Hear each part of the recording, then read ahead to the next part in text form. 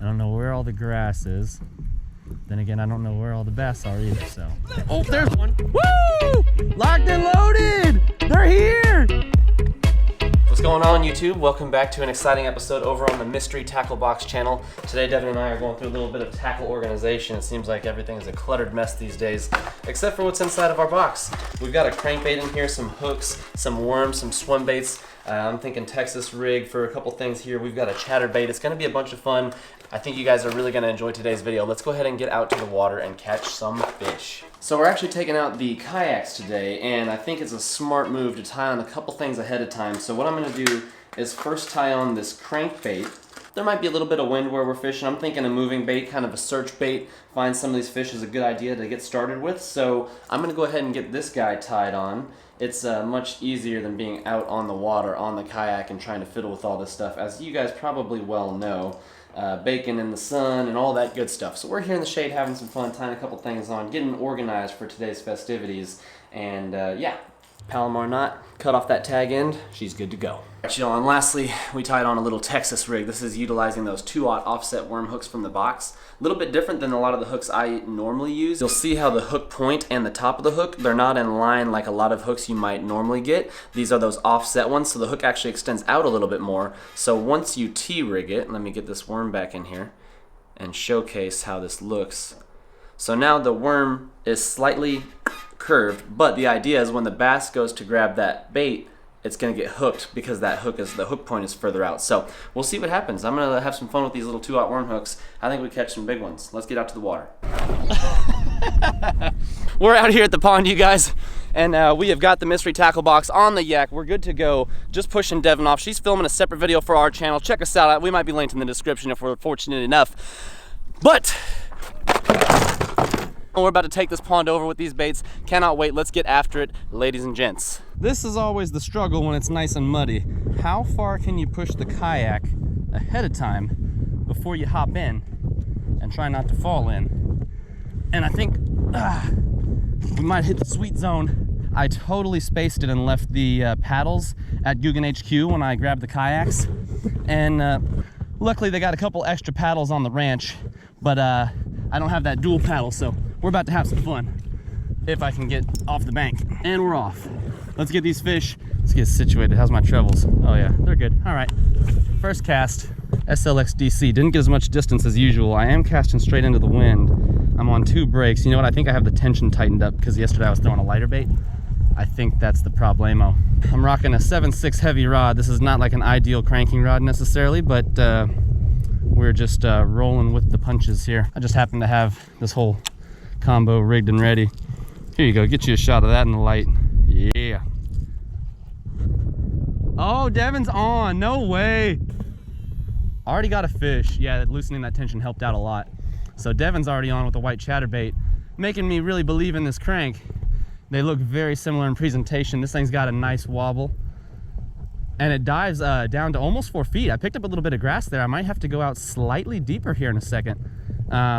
Yeah, I like this crank.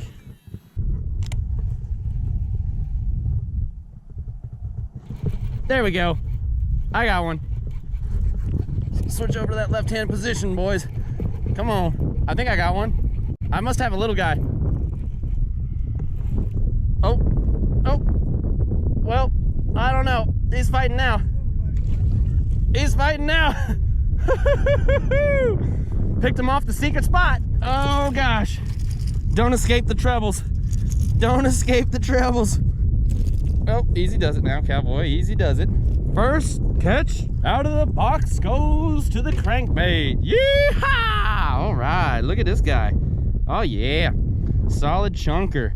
That's what we're talking about right there.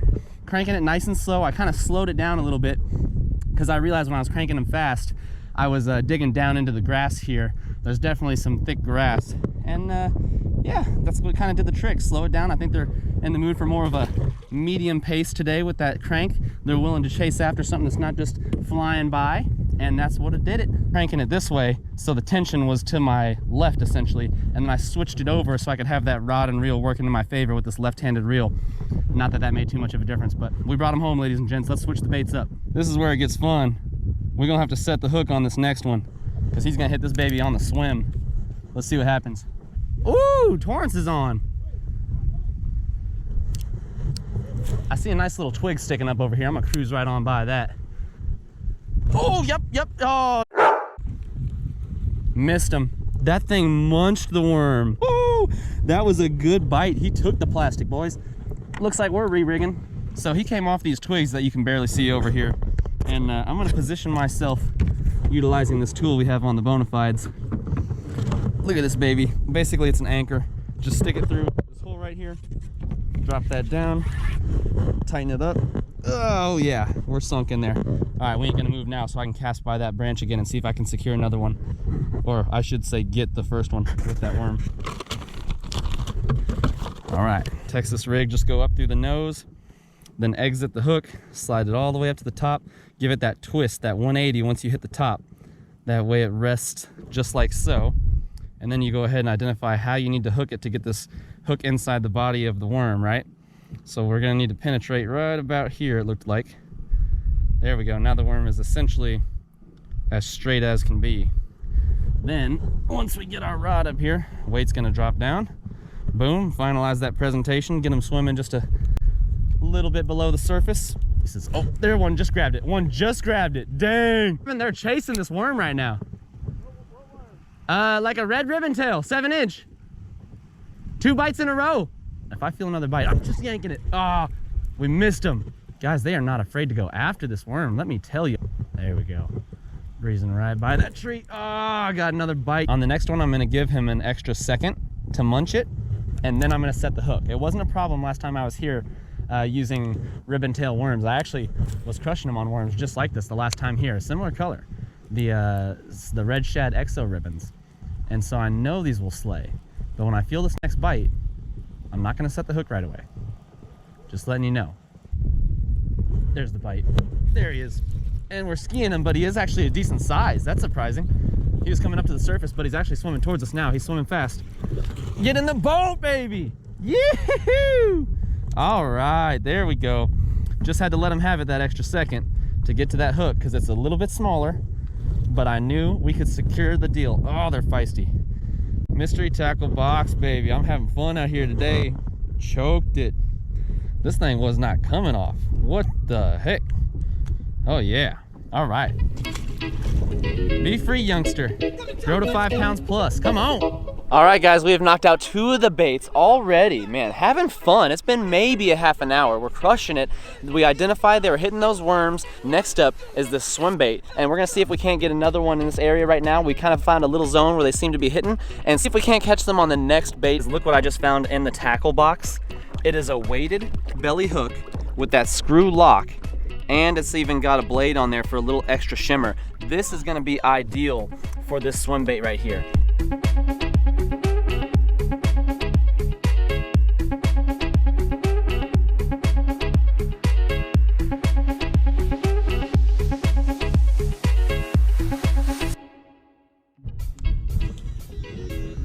There we go, decent distance. I see a turtle out there.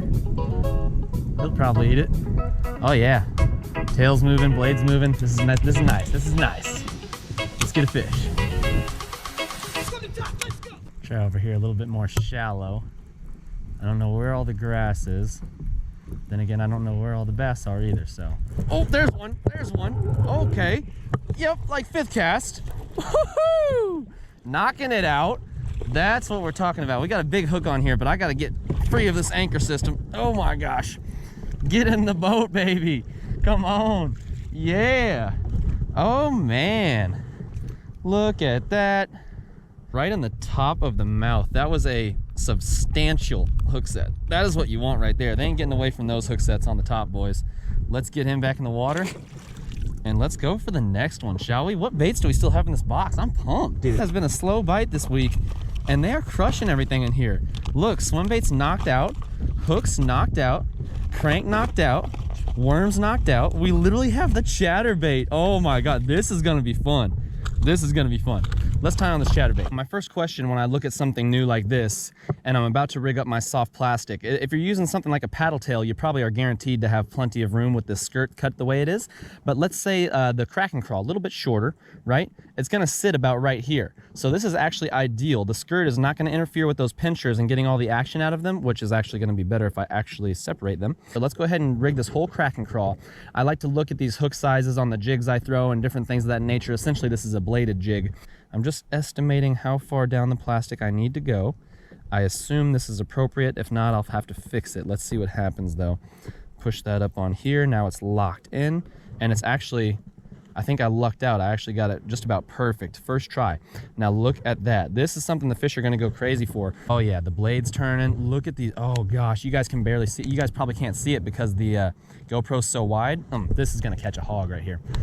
Let's go. Oh wow, that was a hit. Oh yep, chatterbait. Chatterbait, second or third cast. Woo! Locked and loaded. They're here. Oh yes, come on boy. Oh man, these are all good fish. This guy's a 2-pounder easy. Looks that way in the water at least. Crank in the slack. Now, oh yeah, this might be the biggest one, guys. Oh yeah, come on. Let me let out a little bit of line. I don't want to high stick them. That's the risky run in these kayaks. Let me just yank them up here, grab the line. There we go. Then you don't risk breaking your rod by what you call high sticking, where you kind of like lift them up out of the water with the rod. Then the rod is vertical like this, and all that weight would be on the rod. But right now, the weight is on the line right here where I have it held. That's just a little kayak fishing tip that you'll learn after taking them out a couple times. Definitely the chunkiest fish. May not be the lengthiest, but I think this one weighs the most out of all the fish we've caught, and that came on the chatterbait. I did not know if this was gonna work, you guys. I don't always, in clear water, which this is, have the most confidence in chartreuse. It's just my thing because I don't fish it enough. And then also I was unsure about that crack and crawl, but look at that, a couple casts in right on that tree. I think it was the same cast. I literally said I might have just hit the tree, and he chased it right out from that structure, I bet, and just smacked it. That was a good hit right there. And again, hook set in the top of the mouth. Could not have happened any better. Textbook. Thank goodness for that chatterbait. I think I'm gonna throw this for a few more minutes. Now that I just realized, we've completed the slam. We are done with the slam, guys. That is so sick. They are munching. All right, let's get this thing back in the water. Let's do a big camera release. We gotta thank this one for being the last one of the day. Check us out, man. This is what I'm talking about. To end on a good note, I think we're gonna try and catch a big one. I'm gonna keep throwing that chatterbait for a minute. Let's not conclude the vlog just yet, but look at this fish. Super psyched, man. Having a ton of fun out here. Let's see if we can't snag a couple more on that chatterbait, because I like to throw that thing.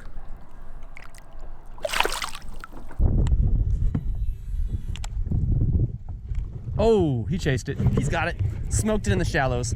Yes, yes, yes. Woo! Got him. Oh, he just spit the crack and crawl. I saw that thing flip off of there. That's funny. Oh, this is good too. This guy's good too. Got him. One of the fatter ones today. This one got him in the bottom lip. Now the chatterbait is not got any. Trying to watch the hook. There goes my rod and reel in the water. That's good. Oh, brand new SLX DC. Who cares about that, right? Sweet. Peace out. See you, homie.